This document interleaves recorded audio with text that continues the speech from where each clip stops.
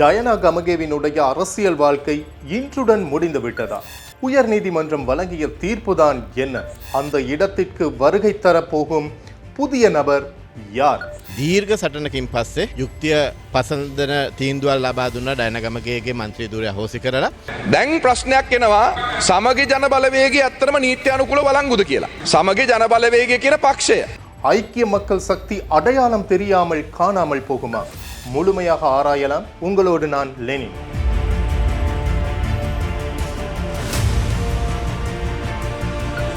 ஐக்கிய மக்கள் சக்தியின் தேசிய பட்டியல் நாடாளுமன்ற உறுப்பினராக டயனா கமகே கடந்த 2020 ஆண்டு இடம்பெற்ற பொது தேர்தலின் பின்னர் நியமிக்கப்படுகின்றார். அப்போது சஜித் பிரேமதாசவுடன் ஏற்பட்ட முரண்பாட்டினால் ஆட்சியில் இருந்த அரசாங்கத்தினால் சமர்ப்பிக்கப்பட்ட 20வது அரசியலமைப்பு திருத்தத்திற்கு ஆதரவாக டயனா கமகே வாக்களித்தமையினால் ஐக்கிய மக்கள் சக்தியின் உறுப்புரிமையிலிருந்து நீக்கப்படுகின்றார். அப்போது நாடாளுமன்ற உறுப்புரிமையை ரத்து செய்வதற்கு ஐக்கிய மக்கள் சக்தி மனு தாக்கல் செய்திருந்தது.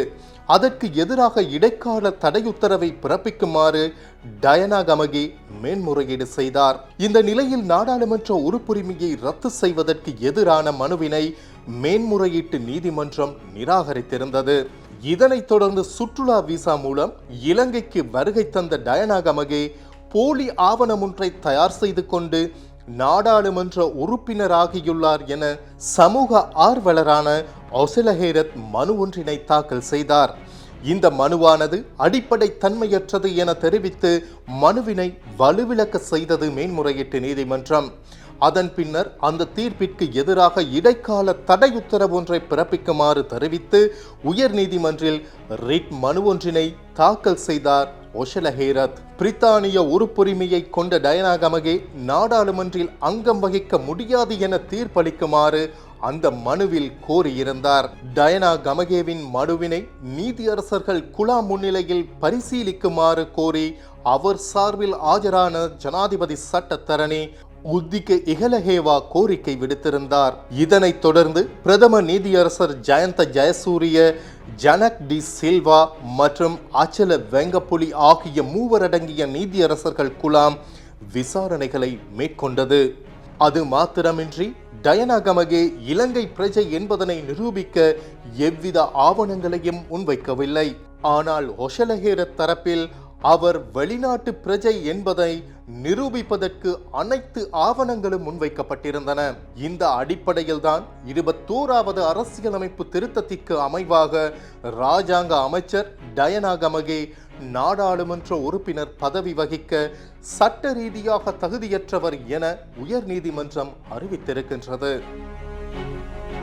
මහිත නිදහසෙන් පස්සේ බ්‍රිතාන්‍ය ජාතිකයෙක් පාර්ලිමේන්තුවේ හිටිය අවුරුදු දැන් 4කට ආසන්න කාලයක් ජනත බදු මුදල් වරප්‍රසාද ලැබමින්. ඉතින් අද අධිකරණය විසින් දීර්ඝ සටනකින් පස්සේ යුක්තිය පසන්දන තීන්දුවල් ලබා දුන්න ඩයනා ගමගේගේ මන්ත්‍රී ධුරය අහෝසි කරලා මේ ඩයනා ගමගේ කියන වංචනික බ්‍රිතාන්‍ය ජාතික කාන්තාව පාර්ලිමේන්තුවෙන් නිරපන්න ලැබීම ගැන මම ආඩම්බර වෙනවා. ඒක ශ්‍රී ලංකීය ජනතාවගේ ජයග්‍රහණයක් ලෙස මම සලකනවා.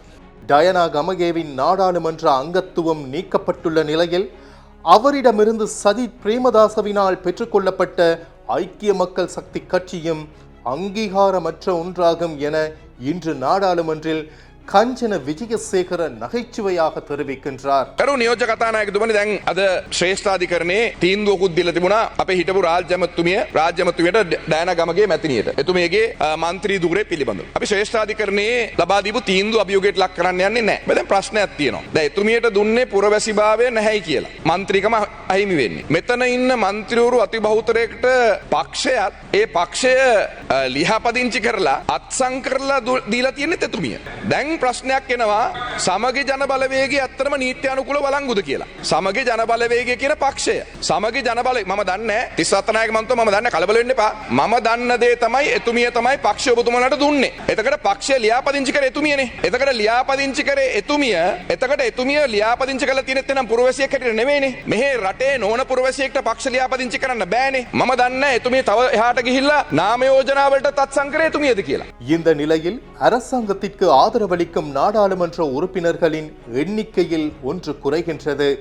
ஐக்கிய மக்கள் சக்தி அந்த நாடாளுமன்ற உறுப்பினருக்கான வெற்றிடத்திற்கு யாரை நியமிக்கப் போகின்றது?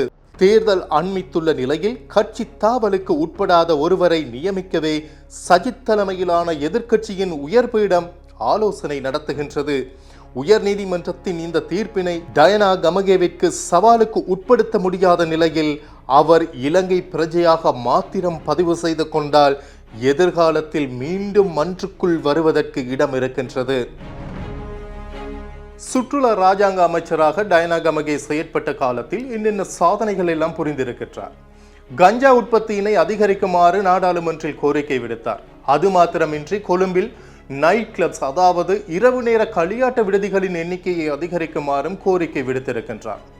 அது மாத்திரமில்லை, சாராய கடைகள் திறந்திருக்கும் நேரத்தினையும் அதிகரிக்குமாறு கோரிக்கை விடுத்திருக்கின்றார்.